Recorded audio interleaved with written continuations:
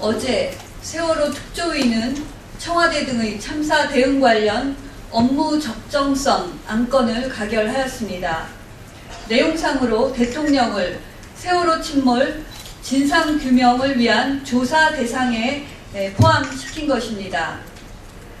세월호 특조위 본연의 업무는 세월호 침몰의 발생 원인, 수습 과정, 후속 조치 등의 사실관계와 책임 소재의 진상을 밝히고 피해자를 지원하며 재해재난의 예방과 대응 방안을 수립하는 데 있습니다.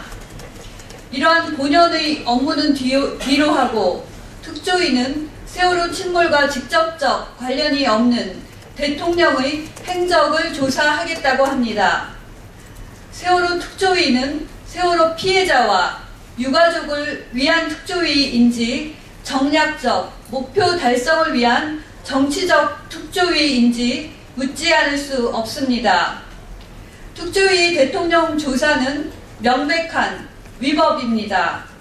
대통령은 헌법 제84조에서 규정한 바와 같이 내란 또는 외환의 죄를 범한 경우를 제외하고는 재직 중 형사상의 소출을 받지 않으므로 그 조사가 불가능합니다. 세월호 침몰의 원인을 제공하지 않은 대통령은 조사 개시 전제 요건인 법률적 관련성도 없습니다. 게다가 활동 기간 및 대상이 제한되어 있는 특조위의 조사 범위에도 어긋납니다. 또한 대통령의 특정 시간, 위치는 대통령의 경호에 관한 법률 제9조에 따라 국가안보 및 경호상 공공에 밝힐 수 없는 사안이기도 합니다. 따라서 대통령은 세월호 특조위의 조사 대상에 포함되지 않는다는 것이 전문가들의 공통적인 전문적 의견입니다.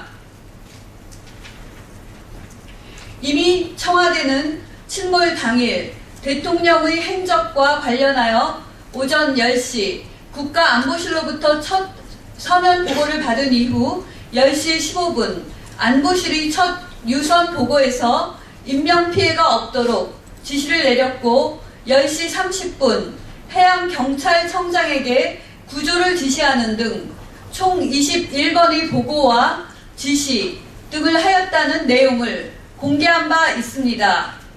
그럼에도 불구하고 특조위의 권한과 범위를 일탈하여 위법적인 대통령의 7시간 행적조사를 하겠다는 것은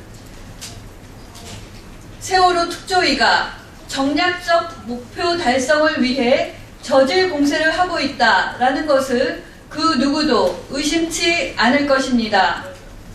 농해수위는 물론이고 새누리당은 이미 이번 사태에 대한 위원장과 특조위 위원의 전원 사퇴 촉구, 특조위 활동기간 연장 논의에 대한 중단, 특조위 구성 및 기능과 관련된 세월호 특별법 개정, 그리고 국회 예결위에 특조위 예산 반영 금지, 또한 법 취지를 훼손한 활동과 위법사항 지속 시에는 특조위의 해체까지도 고려할 것을 요구한 바 있습니다.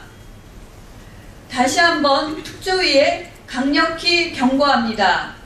지금도 진도에 있는 9명의 실종자와 가족을 포함한 세월호 피해자와 가족의 아픔을 생각한다면 세월호 특조위는 대통령 조사와 같은 정치적 행위와 그로 인한 국론 분열 행위를 멈춰야만 합니다. 특조위는 대통령 조사와 같은 정치적, 정략적 행위를 즉각 중단하고 세월호 유가족과 국민 앞에 뼈아픈 반성과 사과를 해야만 할 것입니다.